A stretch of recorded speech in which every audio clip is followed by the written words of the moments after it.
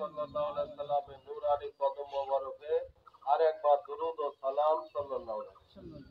সম্মানিত হাজিরিন, আল্লাহ পাক রব্বুল আলামিন কালামে পাকের মধ্যে বলতেন, ইয়াউমা লা ইয়ানফাউ মালু ওয়ালা বানুনা ইল্লা মান আতাল্লাহ সামনে যিনি মাইয়ার জহুরিয়া দরবার শরীফের একজন ভক্ত মুরিদ এবং আপনাদের এলাকার একজন সম্মানিত ব্যক্তি।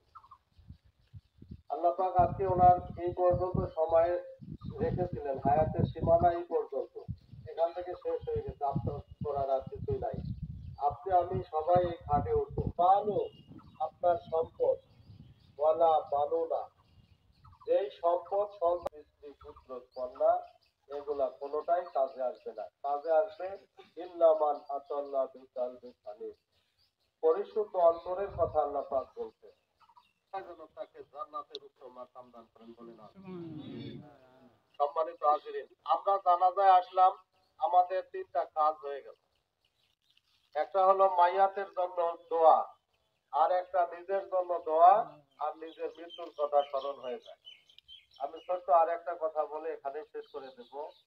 মেশকাত শরীফ বাবু তাহারাত পবিত্র হুযায়ফা রাদিয়াল্লাহু তাআলা আনহু থেকে হাদিসে আসছে যে আমরা যখন যে কোনো জায়গায়, এটা কিন্তু জানাজার একটা মাসালা সংশ্লিষ্ট হাদিস, যে কোনো জায়গায় নামাজ, এ মানুষ শুনে নাও, আমি তোমাদের হায়াত দেওয়ার আগে আগে তোমাদের মৃত্যুকে আমি আল্লাহ রাব্বুল আলামিন দান করেছি।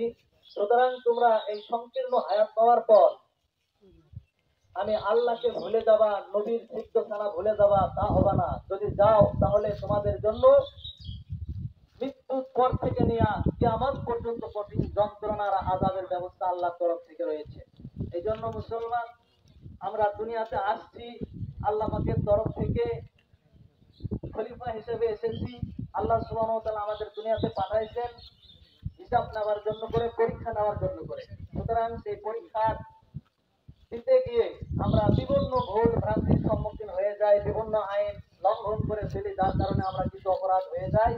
আর এই অপরাধ মার্জনা করার জন্য করে সবচেয়ে বড় একটা উপহার আল্লাহ সুবহানাহু ওয়া তাআলা আমাদের দান করেছেন, সেটা হলো রমজানুল মুবারক। সেটা কি বাবা?